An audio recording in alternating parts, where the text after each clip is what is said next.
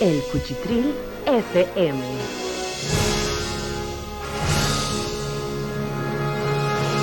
Un programa donde escucharás temas relacionados con deporte, cultura, política y la sociedad en general. Desde el punto de vista Cuchitril. ¡Comenzamos!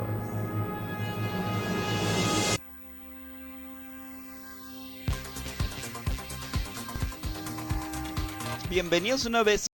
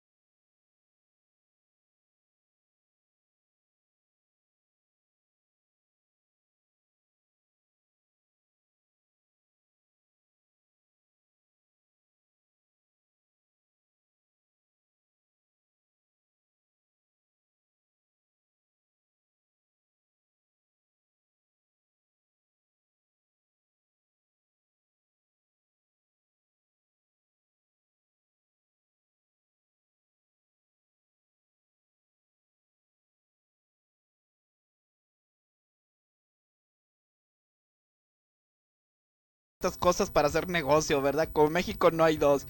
Así es, a ver cómo lo toma Donald Trump, si le siguen poniendo más púas o de plano ya no, o a ver que o le suben más para arriba el techo. Pues así es, a ver qué ocurre. Bueno, pasando a otras cosas interesantes, fíjense que está ocurriendo durante esta semana algo muy interesante. Pues nada más ni menos que se abrió como un tipo de caja de Pandora referente a que Enrique Krauser, que es un gran historiador mexicano, un gran aportador a sin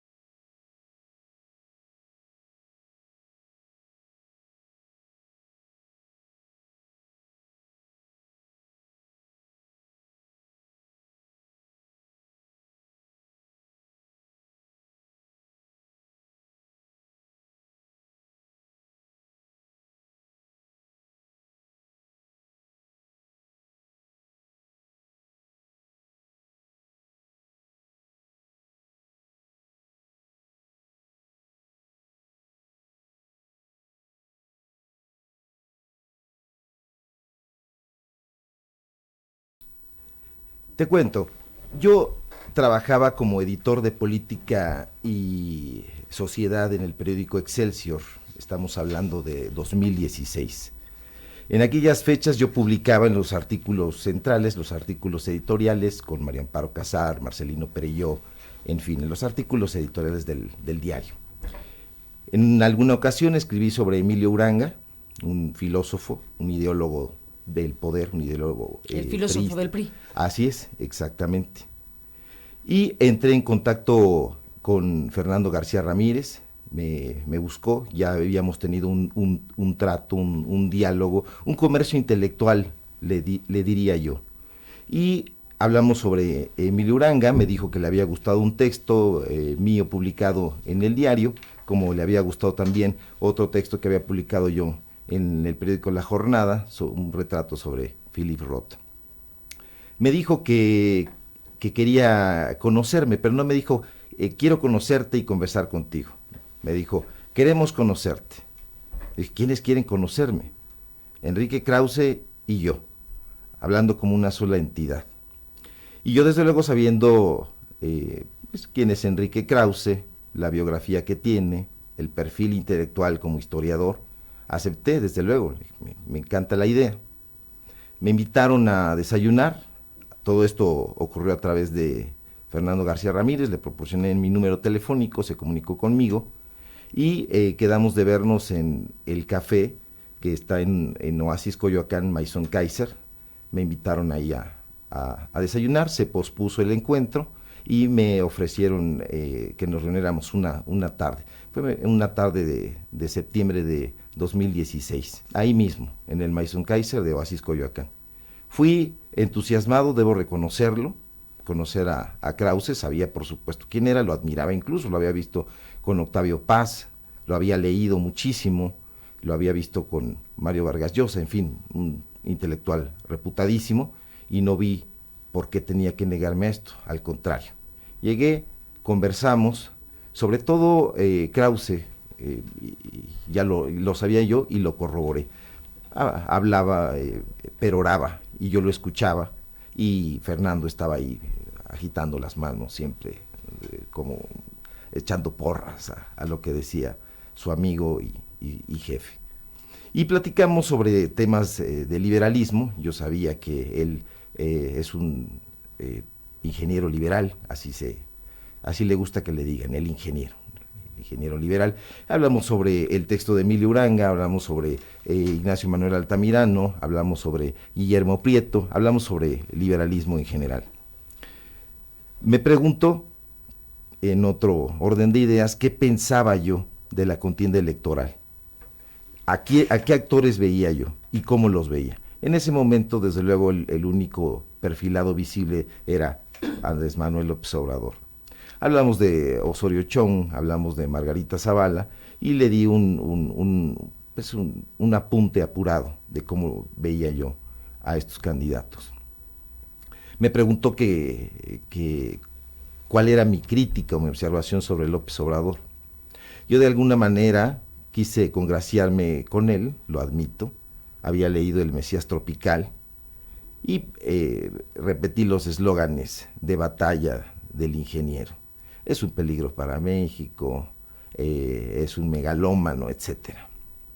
Y pareció agradado con mi postura. Hablamos de esa y otras cosas, y en determinado punto me dijo que estaba conformando un grupo de intelectuales de alto rendimiento. Y en ese grupo de intelectuales me dijo que si yo quería participar. Me halagó muchísimo que me considerara un intelectual de alto rendimiento. Y dije, desde luego. Posteriormente nos despedimos, hablando de temas de literatura. Y Fernando García Ramírez me volvió a buscar. A los días me contactó a través de Messenger de Facebook. Y comenzamos un diálogo, nos vimos otra vez en el Maison Kaiser de Oasis Coyoacán, y ahí me invitó a participar en un proyecto, pues yo imaginaba que de letras libres. Me dijo, oye, pues retomando lo de Enrique Krause, quiero que te sumes con nosotros a un proyecto, ¿cuánto te pagan en Excelsior?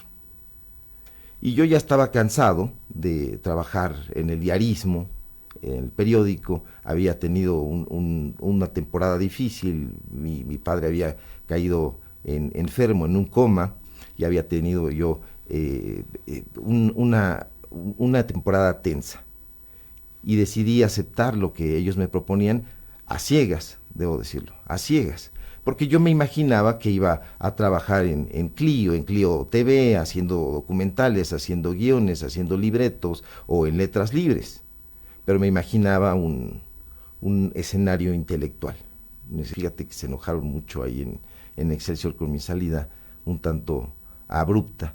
Me dijo, no te preocupes, las cosas van a estar bien, ya vas a trabajar con nosotros. Me dio una palmada y caminamos sobre Miguel Ángel de Quevedo, platicando siempre sobre muchas cosas, y sobre todo de López Obrador.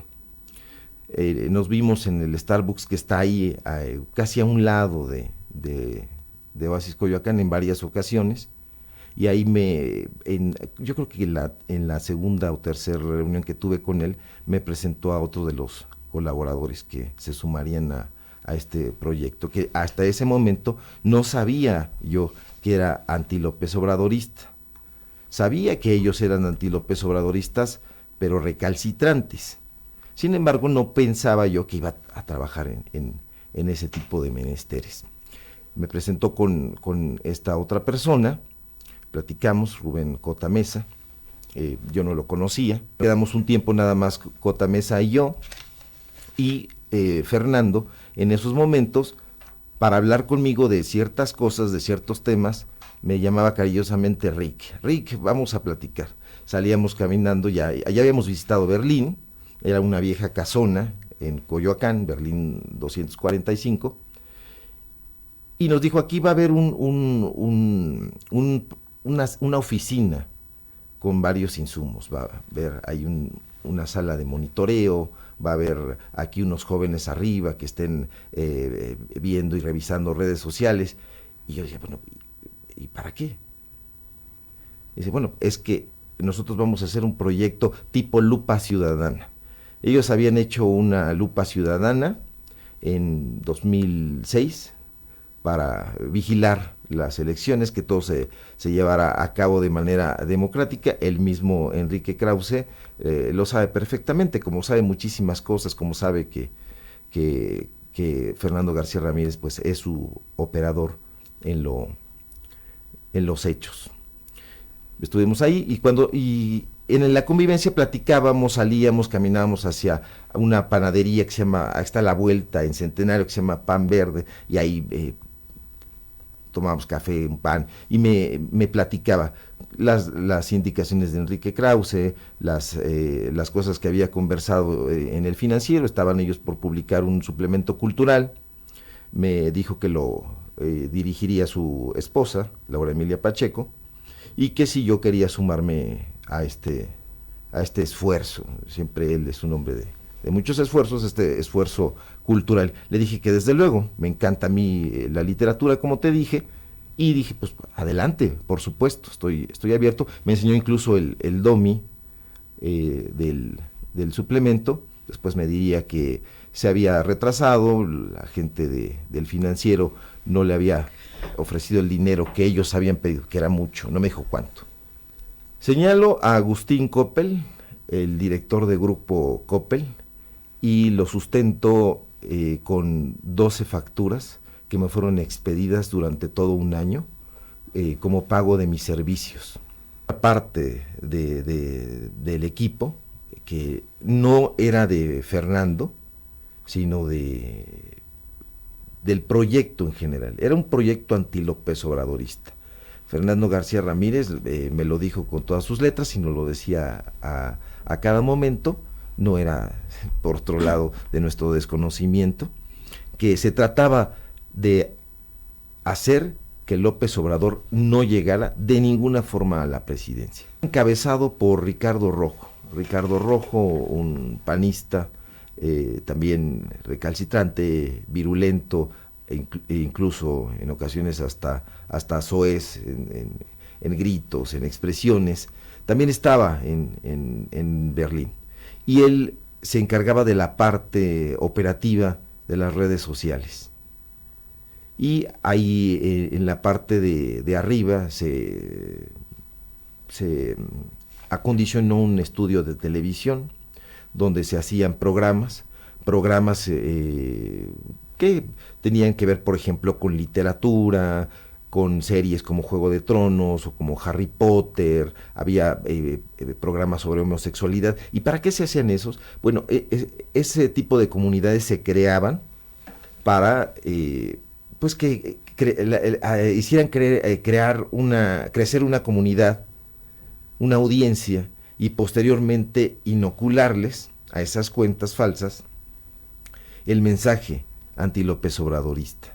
En programas participé yo, hacía cápsulas sobre literatura, hacíamos un programa que se llamaba Historia Novelada, y ahí está, aunque lo intentaron borrar, porque ya yo era administrador incluso de la página, lo intentaron borrar, pero circula en YouTube. Ahí está Fernando García Ramírez, que seguramente dirá que tampoco me conoce, pero está ahí. Hablamos, por cierto, de Octavio Paz. Estaban las comunidades y además el equipo no sé, había ahí 35 muchachos, por ejemplo, en una sala, y en un turno, porque había 2 turnos, a veces incluso se trabajaba en la noche, pero había 2 turnos, y había editores de video, había productores, había estos muchachos que se han calificado de trolls. Yo diría únicamente que se encargaban de crear perfiles falsos, y esos mismos perfiles falsos eran los que trataban de reventar cualquier información sobre López Obrador. El asunto de la trama rusa se gestó ahí. Fue un asunto delirante, fue una ocurrencia. Nosotros en un día a día en Berlín llegábamos a las 8 de la mañana, que no solamente había gente ahí, había una célula, llamémosle así, en Guadalajara, incluso se hacían videoconferencias, cuando había juntas, había una sala de juntas, Ricardo Rojo era quien las tutelaba, y ahí se llevaban a cabo estas juntas donde se llegaban a acuerdos, se hacían videollamadas, y se hablaba de las tendencias y de las cosas que querían posicionar. Estas fueron las palabras de el reportero editor Sevilla, el cual pues de alguna forma hace este señalamiento sobre esta maquinación. Nosotros vamos a ir a un corte y en un momento regresamos aquí en el Cuchitril, porque les traemos toda la información sobre esta situación, sobre este caso, sobre esto que salió a la luz pública durante esta semana, que siento yo que las grandes esferas mediáticas de información lo han menospreciado, pero la verdad es algo muy serio, muy importante, y que todos nosotros tenemos que estar al tanto. Vamos a un corte, regresamos aquí en el Cuchitril FM. En un momento regresamos. Ya regresa el Cuchitril.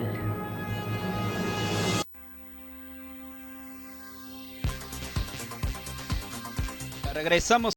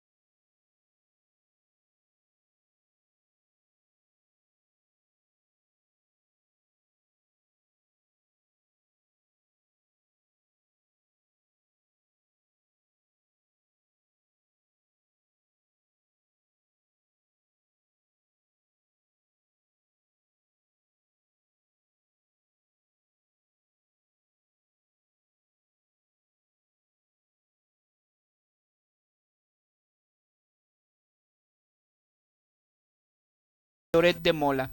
Y ahí volvemos al tema del Estado.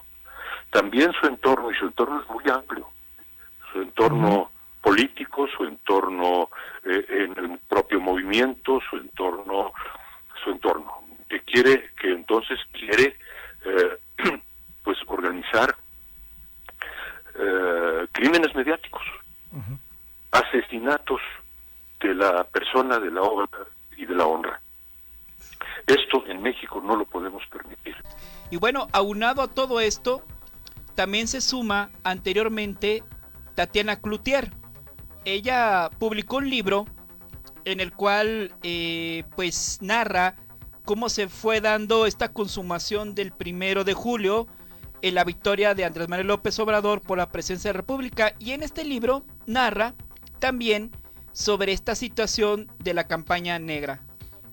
Rescatamos fragmentos de entrevistas de Tatiana Cloutier donde también señala esta situación que ocurrió durante el periodo de la campaña, cómo se incubó estas noticias falsas en Facebook y entre otros medios de comunicación para poder desprestigiar a Andrés Manuel López Obrador y de alguna manera que no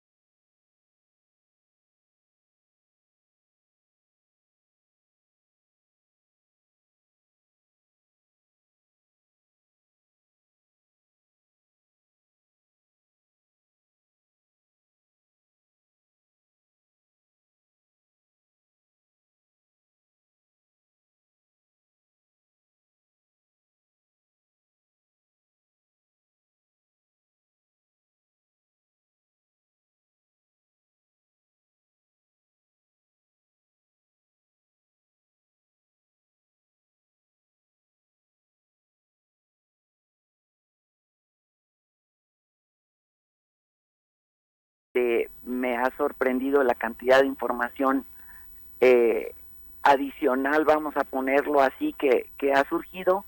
Me llama la atención también todo lo que se ha estado presentando de alguna manera en cuanto a opiniones A, opiniones B, y simplemente, bueno, el balance es que es necesario que este país supiera hechos a como yo tenía la información, a como yo tengo elementos, y eso es lo que yo hago. A mí no me toca hacer nada más.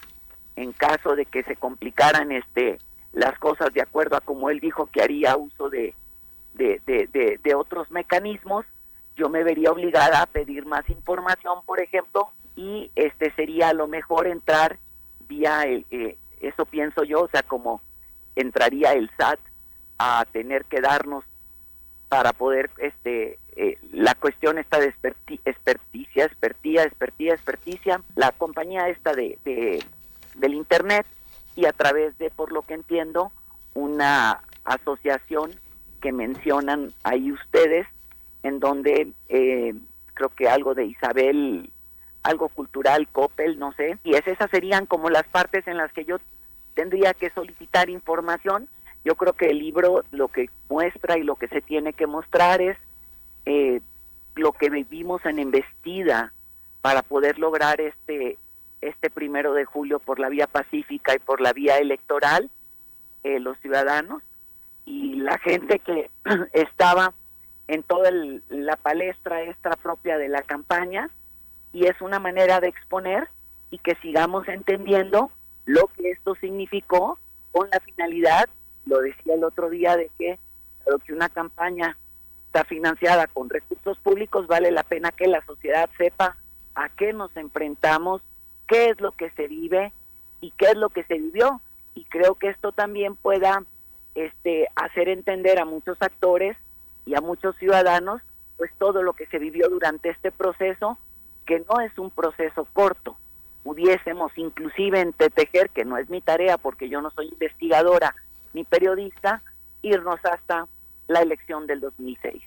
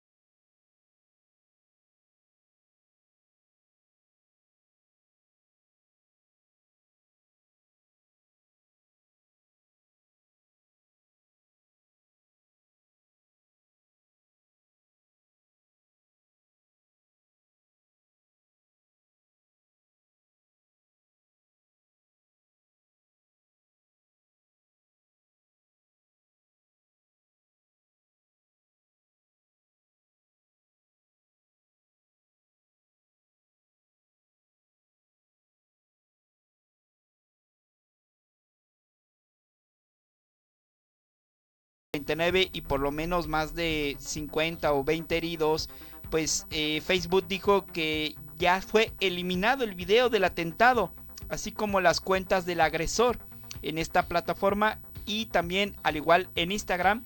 Esto lo ocurrido luego de que fueron avisados por la policía y no se sabe con exactitud cuánto tiempo en línea duró el video, pero ya se localizó, ya se eliminó de las redes sociales, obviamente por el contenido tan brutal que tiene esta nota, ¿no? Lamentable.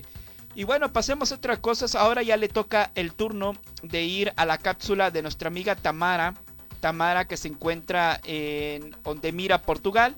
Así que vamos a escuchar a nuestra corresponsal en Europa, nuestra amiga Tamara. Vamos con ella, adelante.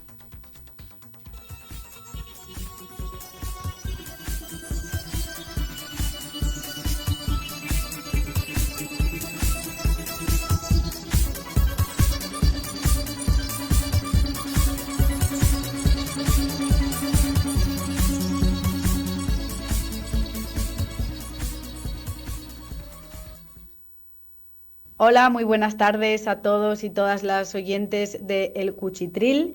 Les saluda Tamara Tienzar desde Portugal, desde Alentejo, el sur del país. Como ya saben, si me escucharon en el programa anterior o en el Día de la Radio, soy una periodista española que actualmente vive en Portugal, en Odemira, y trabaja para Radio Río, Radio Internacional de Odemira, aquí construyendo una radio libre, comunitaria y que favorece también la inclusión a través de la información y la comunicación. Hoy les quería hablar del movimiento Friday for Future, que ha ocupado la agenda mediática de los medios de comunicación de Europa, de esta parte del mundo, y creo también que ocupó la de algunos medios de comunicación de Latinoamérica. Es un movimiento estudiantil que se consumó hace una semana con varias manifestaciones alrededor de varias ciudades del mundo. Hubo en Madrid, en la Puerta del Sol, también hubo en Lisboa, los dos países por los que me suelo mover. Y es un movimiento que defiende y critica que los jóvenes vayan a recibir de herencia un planeta totalmente devastado por el cambio climático, algo que ellos y ellas no hicieron, a pesar de que, como es obvio, cada día todos y todas participamos en crear unas condiciones mucho más difíciles para el planeta, si bien intentamos llevar a cabo acciones pues como el reciclaje, la reducción y otras cuestiones para minorar, pero es cierto que todos y todas somos partícipes de ello. Es un movimiento que defiende e insta también a los políticos a tomar medidas urgentes, pero hoy les quiero leer un texto que ha escrito una política y socióloga española que se llama Laura Saura y que fue también la secretaria del Congreso de Agroecología Latinoamericano que tuvo lugar hace unos meses en Ecuador y que vivió allí durante el último año. Es un texto para la reflexión y también con un poco de crítica que quería compartir ahora que todos los medios se hacen eco del Friday for Future, pero para tener un poco más de conciencia sobre lo que hay y también lo que podemos y también debemos hacer. Y dice así: aunque me alegra que el cambio climático se haya metido en la agenda mediática, no dejan de sorprenderme algunos hechos. Para empezar, que se haya entronado como líder del ecologismo a una joven sueca, norte del norte, mientras cientos de dirigentes de países del sur han muerto por organizarse y defender sus territorios. A ninguna de esas líderes se les ha nominado al Nobel de la Paz. Segundo, el discurso orientado hacia los estados que tomen medidas y que hagan caso a la comunidad científica, y el culto a la tecnocracia que ya venimos sufriendo. Y me temo que, al igual que en el 15M, un movimiento en Madrid, que hubo unos años que se ocuparon plazas, no se está apuntando hacia causas estructurales. Me preocupa que en los Friday for Future no se hable del capitalismo, sino otra vez de lo mala que es la humanidad y sobre todo la clase política por no hacer políticas amigables con el medio ambiente. como si eso fuera posible en un sistema económico que se sostiene necesariamente sobre la depredación de la naturaleza y en especial los combustibles fósiles. Me inquieta que se hable de que tenemos que hacer algo ya, pero cuando algún país del sur ha buscado mantener su soberanía, se le ha perseguido hasta la saciedad, sobre todo si hay petróleo de por medio, incluso desembocando en guerras cuyo impacto ecológico es enorme. Que Estados Unidos se haga con el petróleo de Venezuela sí que es una total amenaza para el cambio climático, y no se habla de ello. Solo apuntando hacia una igualdad global y hacia una soberanía de los territorios es posible combatir el cambio climático. Si no, me temo que estas protestas puedan abrir la puerta otra vez hacia un discurso vacío que las empresas y gobiernos puedan comprar. Por eso, como lo que nos jugamos es la vida en la Tierra, creo que siempre es necesario mantener la autocrítica y analizar las protestas más allá de los titulares y preguntarse siempre por qué a unas personas se les da voz y a otras no.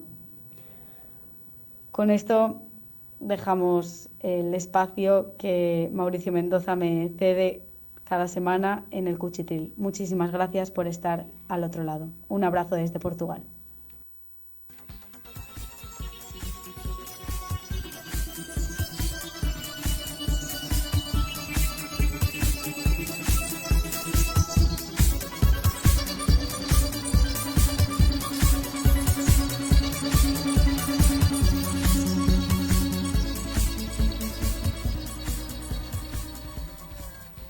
Estas fueron las palabras de nuestra compañera Tamara, la cual es nuestra corresponsal en la Unión Europea desde Portugal, donde mira, saludamos enormemente a toda la comunidad europea que nos proporciona esta información. Y bueno, hasta aquí le paramos en este Cuchitril. Mauricio Mendoza en locución se despide, no se antes agradece su preferencia. Muchísimas gracias a toda la gente bonita. Esto fue el Cuchitril FM. Vámonos, hasta luego, adiós. Esto fue El Cuchitril. Los esperamos en la siguiente emisión.